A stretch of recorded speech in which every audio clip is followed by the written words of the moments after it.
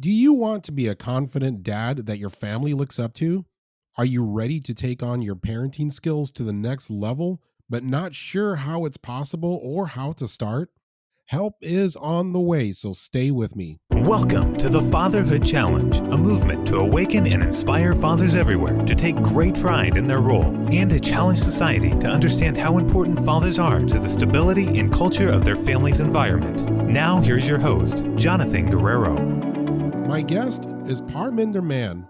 He's the author of The Mindset of the Extraordinary Dad. His passion is helping dads parent consciously instead of reactively by working on their mindset. Parminder, thank you so much for being on the Fatherhood Challenge.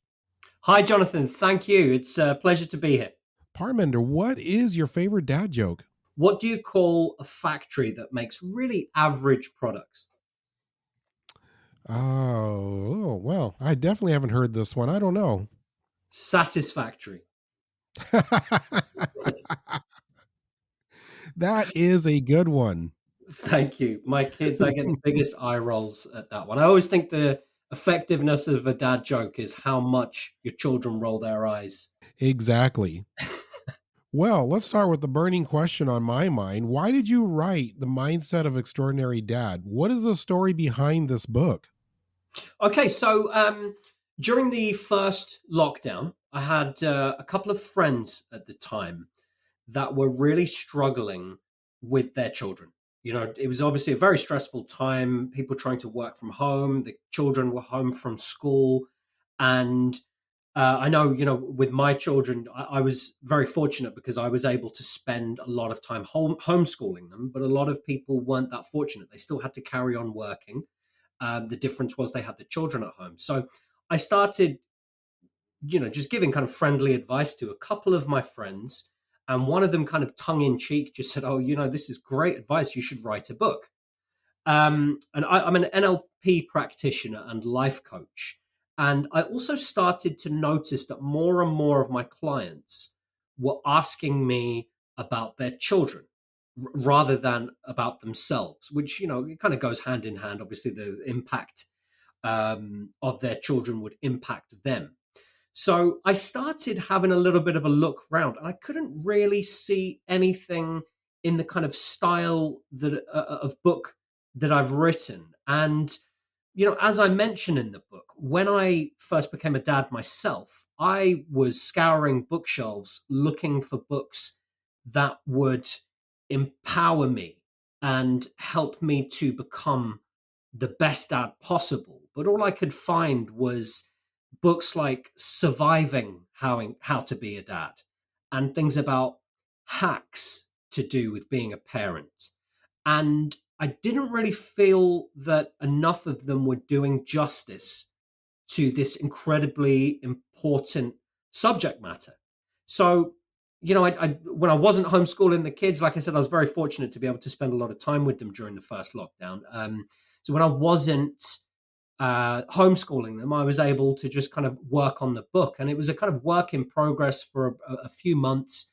And then when we came out of lockdown, I started working again, and I was only ever really able to kind of work on it in bits and bobs. And then in December of last year, December 2022, I said, right, that's it. I have this work that's about half to 2/3 done. I want to be of service to other dads. I want to help people in some small way through my own experiences. And obviously, being an NLP practitioner and a life coach, I consider myself to be quite educated on communication and how to coach people and how to make people think. And that's what a lot of the book is about.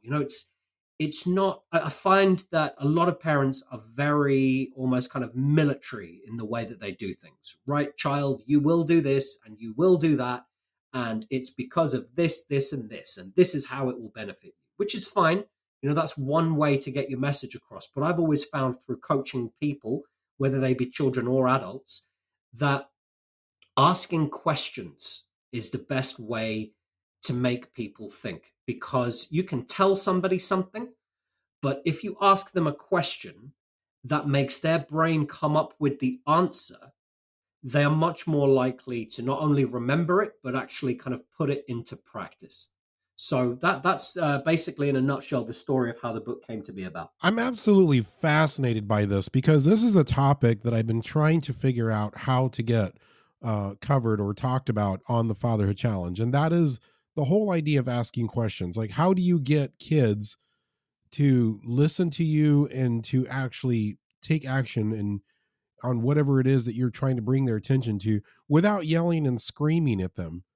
And I had a fascinating conversation the other day with my father-in-law, and he's a renowned educator and had some really interesting things to say about asking questions. From what I learned, when you ask questions, it puts the ownership of whatever the behavior is back on that child. If you just yell at them or if you just bark an order, then you're taking all of the responsibility on yourself.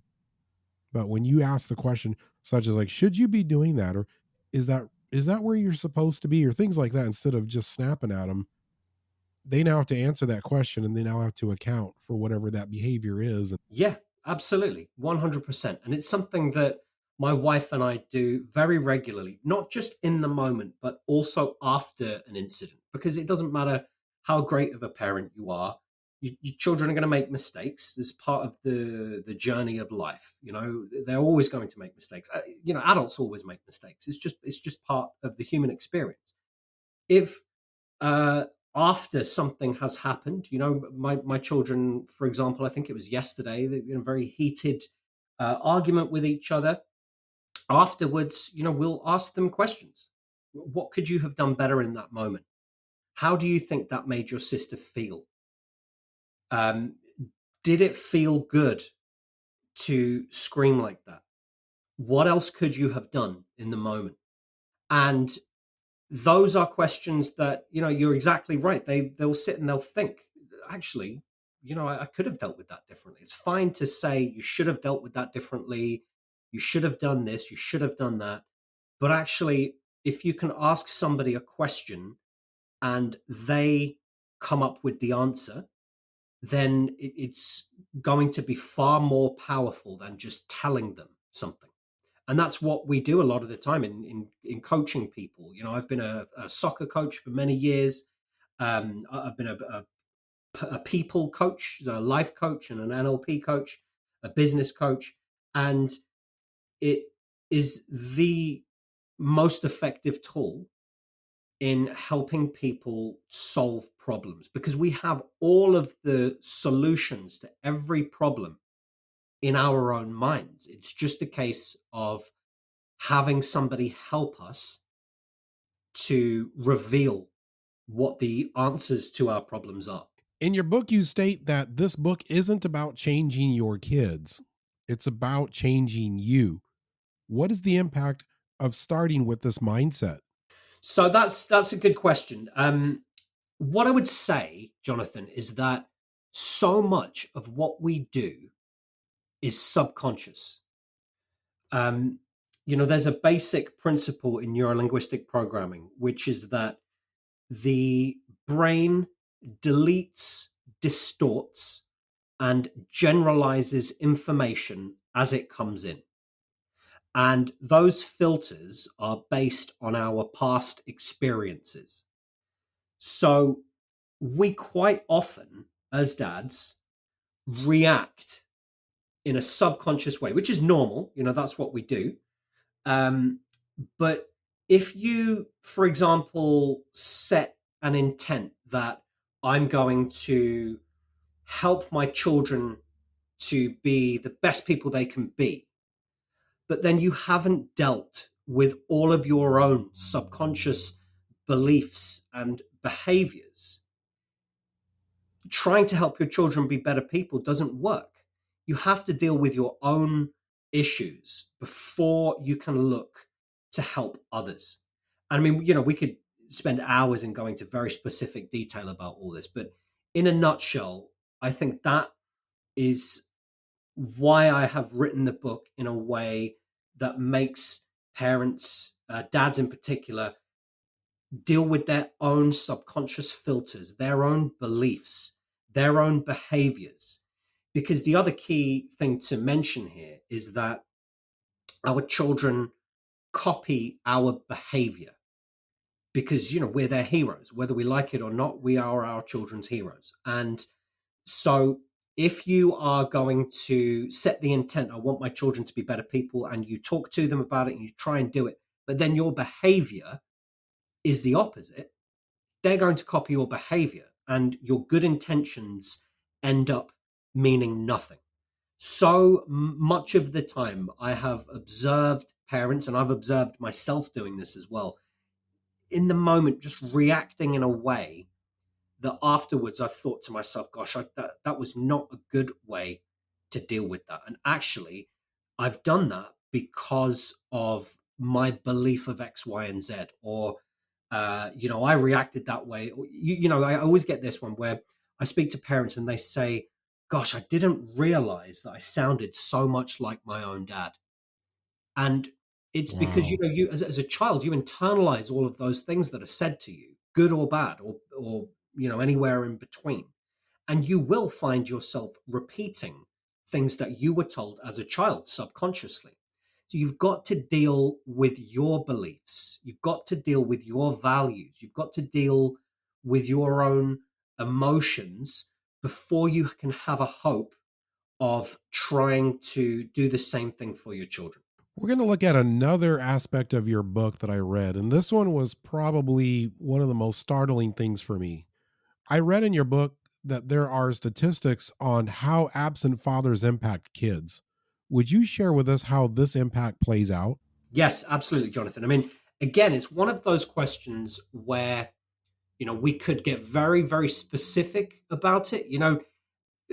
Dads, for example, that are absent in the early years, dads that are absent in the teenage years, it has a very different impact. But if we were to just say, just generally absent dads, I believe that the impact of that, generally speaking, leads to children growing up with a feeling of unworthiness, with a feeling that they are not enough.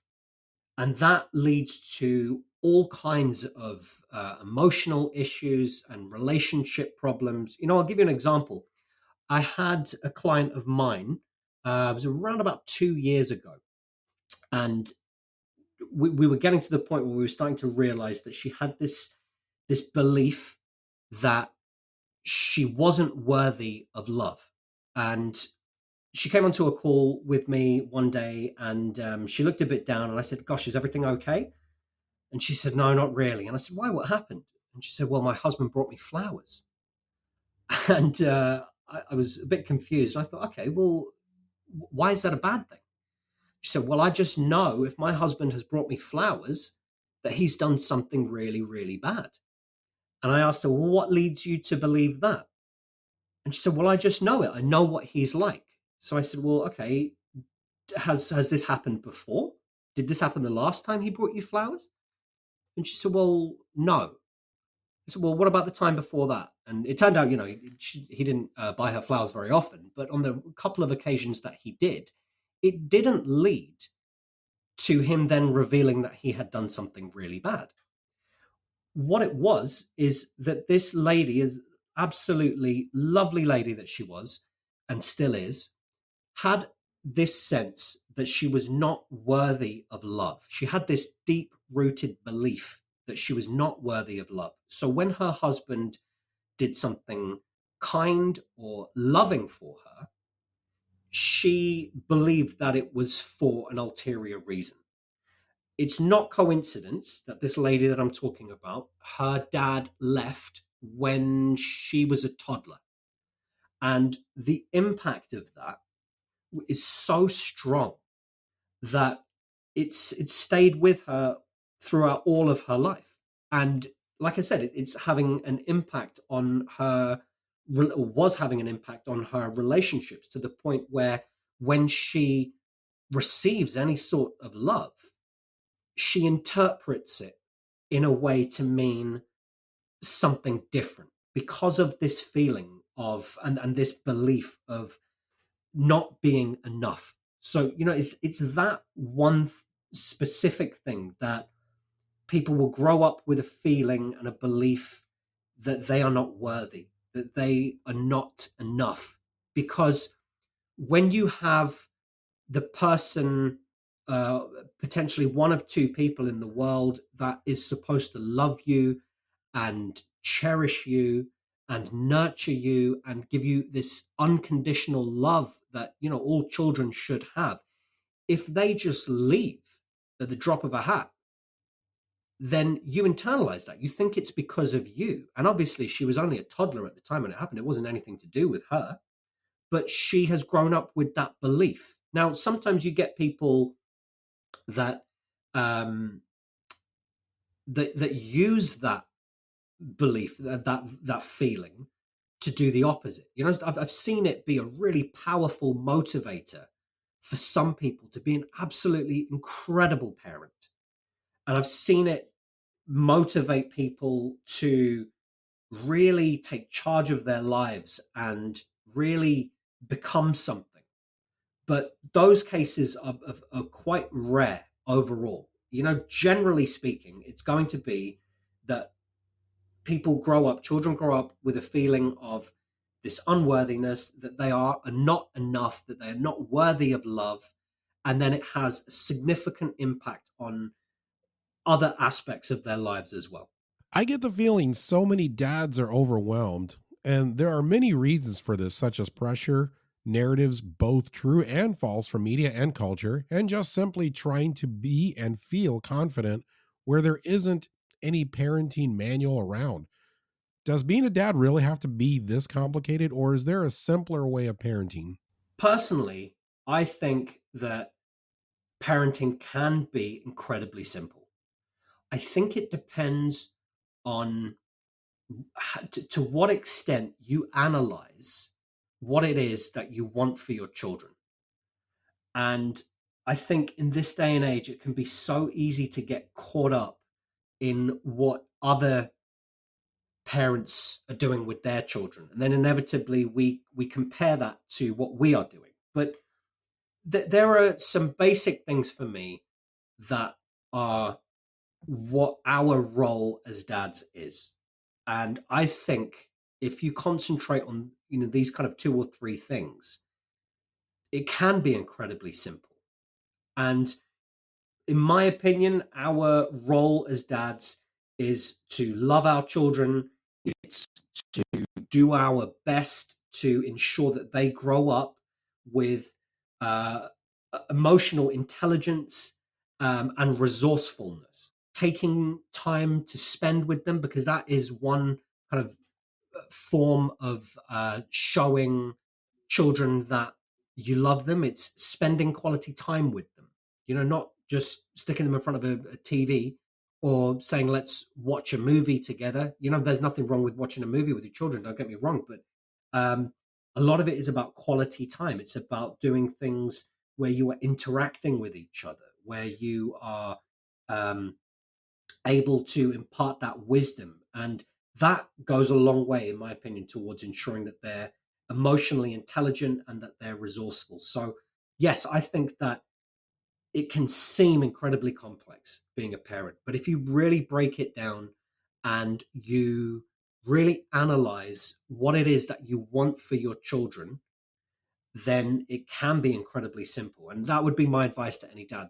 Show them that you love them. Tell them that you love them. The dads listening love stories. We absolutely love stories on the Fatherhood Challenge. Please share some stories from your own experience of applying your mindset principles with your kids. Something I actually spoke to my youngest about a couple of days ago. She is quite shy in certain situations, certain social situations, and she said to me a couple of days ago, "Dad, you never seem to get embarrassed. How do you do that?" And I said, "Okay, well, Zara, what's the point of embarrassment?" And she thought for a minute, and she said, "Well, I don't really know." And I said, "Exactly. There's no point to it. It is the most pointless emotion that you will feel." And I explained to her that actually, when I was a child, I was incredibly shy. absolutely dreadfully shy. But one day I realized that it was actually just completely pointless. Excuse me. And, kind of going back to what we were saying before as well about asking questions, I could have told her something about being shy, but asking her what is the point of embarrassment made her think about Mm. it for a moment and say, actually, I can't think of a point of it. Hmm. And, I'm not saying that that statement is necessarily, or that question she's asked herself is going to necessarily rid her of any embarrassment, but it starts setting the seeds for questioning, why do I feel embarrassed?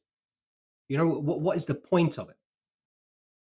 Another way that I will quite often try and challenge my children when it comes to certain statements that they make is, again, in NLP, we have these statements that are general kind of worldwide statements. So people say, and in this context, it was, oh, my sister's always breaking my stuff. Just asking the question of always made Sophia, my other daughter, say, well, not always. And again, it's setting the kind of foundation for them starting to grow up with beliefs that actually my sister doesn't always break my stuff.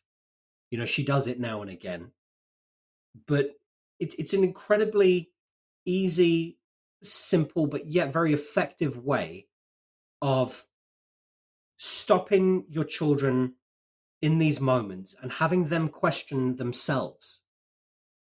Well, is it always? Oh, actually, no, it's not always. It's sometimes. You can say it's not always, but that won't be as effective. So just one word sometimes in a question, always, it can be incredibly effective. Um, Obviously, I've got lots and lots of stories, Jonathan, about the ways that I have tried to apply certain principles with my own children. One that sticks out a lot for me is when my youngest daughter wanted to come up with me into the attic, when she was around about kind of 2.5, maybe 3 years old, and she got up halfway. And she got very upset. She got very scared, and she said it's very high. It's really tall, and I mean, I could have just said, don't be ridiculous. What are you talking about? It's not that high at all. Give me a hand and I'll pull you up. But I thought, well, this is an opportunity for her to learn. So, we went back down and I said to her, when we go up next time, I didn't want to say if, because if you start saying if, then that implants something into the mind of the child that it might not be a possibility for me to go up there. So I said, when we go up next time, what can I do to help you feel more safe? So that immediately, she said, okay, Daddy, well, maybe you could hold my hand as we walk up there. And I said, okay, great. And just again, this concept of just asking a couple of questions, rather than so often it's really tempting in the moment as well when we're busy and we've got things to do. We're trying to get out of the house and we're trying to get the kids. We're trying to, have them remember to bring their coats and have you brought your lunchbox, and we start running late. We're worrying about getting to work. It's very easy to just kind of grab them and go, stop being so silly. Come on, we've got to go. That's ridiculous. That's not helpful. That's not going to have our children grow up with a feeling of worthiness and a feeling of resourcefulness. And quite frankly, rather be 5 minutes late for work, or wherever I might be going, have the kids be 5 minutes late for school, if there's an opportunity for me to coach them within that moment. Parminder, how can dads get a hold of your book and find out more about you? So, Jonathan, dads can purchase the book on Amazon. It's available in a number of different countries. My website is brainpowercoaching.co.uk. So you can visit that. That's brainpowercoaching.co.uk. We have social media channels as well. Instagram. We have a YouTube channel. If you type Brain Power Coaching in to any of those, you should be able to stay up to date with what we do and contact us through any of those means if need be as well. I'm also going to make it easier for listeners to find this material. So if you go to thefatherhoodchallenge.com, that's thefatherhoodchallenge.com, go to this episode, go to the description. If you look right below the episode description, I'm going to put all of the links right below, the links to the book and the links to all the information that Parminder has mentioned on this episode. So as we close, what is your challenge to dads listening now? My challenge to dads listening now, Jonathan, is to observe. Start getting really interested and really curious about the ways that you interact with your children in an honest, non-judgmental way. If you start observing, and my recommendation would be to start journaling. At the end of each day, get yourself a journal and write in that journal. Write what you're happy with. Write what you could have done better. Write what you think your children will take away from the interactions that they had with you. And once you start doing that for a week, 2 weeks, a month, you start to notice patterns. And the patterns that we have as dads are so crucial because that will form the basis of what our children believe. All right, there it is, dads. The challenge has been laid out. Journal, journal, journal. When you journal, it's a good way to reflect on what you're doing. If you are doing well, you can see it reflected in your journaling. Where there are areas that need improvement, you will be able to see that much easier if you journal in detail with everything that you're doing and you're clear about what you're doing and honest about what you're journaling. It's all about improving. It's all about getting better, which we all need and want to do and want to strive to do. Parminder, thank you so much for being on the Fatherhood Challenge. You've given us so much wisdom. Thank you, Jonathan. It's been a pleasure being here. And let me just say, I think the work that you're doing with the Fatherhood Challenge is so important. And to anybody listening, keep doing what you're doing. Just always look to be the best dad that you can be. Like Jonathan and I both said, it's the most important job you'll ever have. So, thank you for having me, Jonathan. And just great work on the Fatherhood Challenge. I think it's absolutely wonderful what you're doing. And I think it's very needed as well. I think, as dads, a lot of the time we don't want to ask for help. Or, we're not willing to admit that we need help. So we need more work like the excellent work that you're doing to just give these tools out to dads to help them be better. So thank you for having me. Thank you for listening to this episode of the Fatherhood Challenge. If you would like to contact us, listen to other episodes, find any resource mentioned in this program, or find out more information about the Fatherhood Challenge, please visit thefatherhoodchallenge.com. That's thefatherhoodchallenge.com.